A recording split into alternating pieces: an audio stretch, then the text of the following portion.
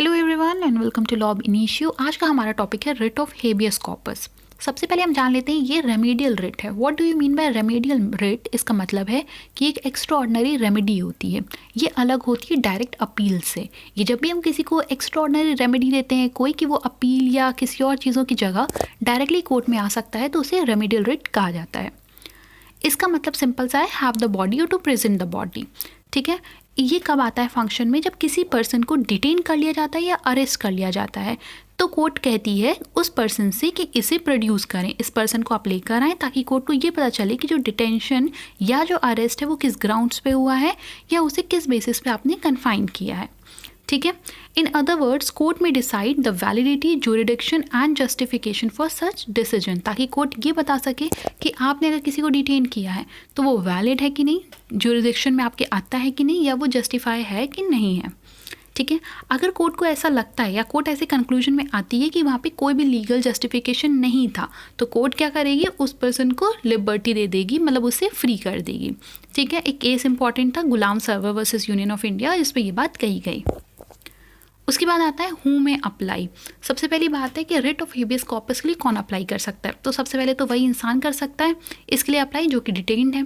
Secondly, अगर जो prisoner है जिसे आपने डिटेन किया है वो अनेबल है, वो एक एप्लीकेशन नहीं दे सकता, क्यों? क्योंकि वो डिटेंशन में है, तो उसके बिहाफ पे कोई भी पर्सन दे सकता है, इसके लिए अप्लाई कर सकता है जिसको who is interested in that person. ठीक है, ऐसा कहा गया Chiranjit Lal Chowdhury versus Union of India में कि दो लोग कर सकते हैं, या तो कोई इंसान जो कि खुद ही डिटेन्ड है या उसके बिहाफ पे कोई ऐसा पर्सन जो कि उस पर इंटरेस्टेड है। Against whom it lies, writ of habeas corpus lie करता है अगेंस्ट एनी पर्सन जिसने उसे डिटेन किया है, अगेंस्ट एनी अथॉरिटी और अगेंस्ट द स्टेट। तो इसका मतलब है ये प्राइवेट पर्सन और स्टेट दोनों पे ही लागू होता है। ठीक है, जिसने भी इसे इलीगली डिटेन या अरेस्ट किया हुआ है। फिर आता है डिले इन अप्लाइंग। सिंपल सी बात है, अगर मान लीजिए किसी को हेबियस कॉर्पस के रिट लाने में किसी को बहुत ज़्यादा देरी हो गई तो इसका क्या रिजल्ट होगा? तो इसका रिजल्ट ये होगा कि the right of personal liberty is one of the fundamental rights, जो कि हमारे पार्ट 3 में दी गई है। पर्सनल लिबर्टी आर्टिकल 21 हमारे फंडामेंटल राइट में दी गई है। ठीक है, और आप इसको वेव नहीं कर सकते हैं। ठीक है, तो अगर आपने डिले भी किया है अप्लाई करने में तो ऐसा नहीं कि कोर्ट इसे रिजेक्ट कर देगी।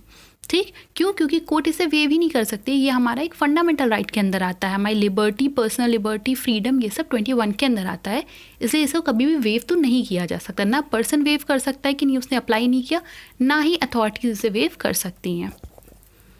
उसके बाद आता है व्हेन मे बी रिफ्यूज्ड, कब हम इसे रिफ्यूज़ कर देंगे? पहला है अगर इन्वेस्टिगेशन के बाद ऐसा पता चलता है कि वो इलीगली डिटेन नहीं किया गया था बल्कि लीगल था उसे डिटेंशन में रखना। दूसरा ये है कि जब पेंडेंसी थी पिटीशन की तो फिर क्या हुआ कि उसे रिलीज़ कर दिया गया। ठीक है, जैसे जब ये पेंडेंसी था, ये पिटीशन आया कोर्ट में तो उस समय क्या हुआ, उस पर्सन को रिलीज़ कर दिया गया। एक इम्पॉर्टेंट चीज़ आती है habeas corpus and proclamation of emergency. जैसा कि हमें पता है कि इमरजेंसी के टाइम एक बहुत ही अनफॉर्चुनेट डिसीजन आया था एडीएम जबलपुर के केस में। इसमें कोर्ट ने क्या हेल्ड किया था कि मेजॉरिटी ने एक्चुअली हेल्ड किया था 4:1 की कि during the emergency fundamental right suspend हो जाते हैं, लोकस स्टैंडाई पूरी तरीके से खत्म हो जाता है और रिट ऑफ हेबियस कॉर्पस लागू नहीं होता है। दो ये जो मेजॉरिटी का डिसीजन आया था ये बिल्कुल भी करेक्ट जजमेंट नहीं था। इसी को सही करने के लिए फिर फॉर्चुनेटली 44th कॉन्स्टिट्यूशन अमेंडमेंट आया जिसने ये कंफर्म किया कि आर्टिकल 20 एंड 21 हमेशा रहेंगे और उन्हें आप सस्पेंड नहीं कर सकते इवन ड्यूरिंग द इमरजेंसी।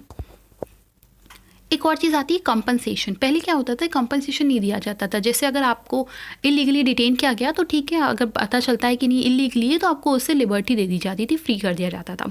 बाद में क्या हुआ, कोर्ट को ऐसा लगा कि आर्टिकल 21 जो है ना उसमें उसको कंप्लाइंस करने के लिए हमें कंपनसेशन भी देना चाहिए। क्यों? क्योंकि किसी की लिबर्टी को हम क्या कर रहे थे, कर्टेल कर रहे थे यहाँ पे।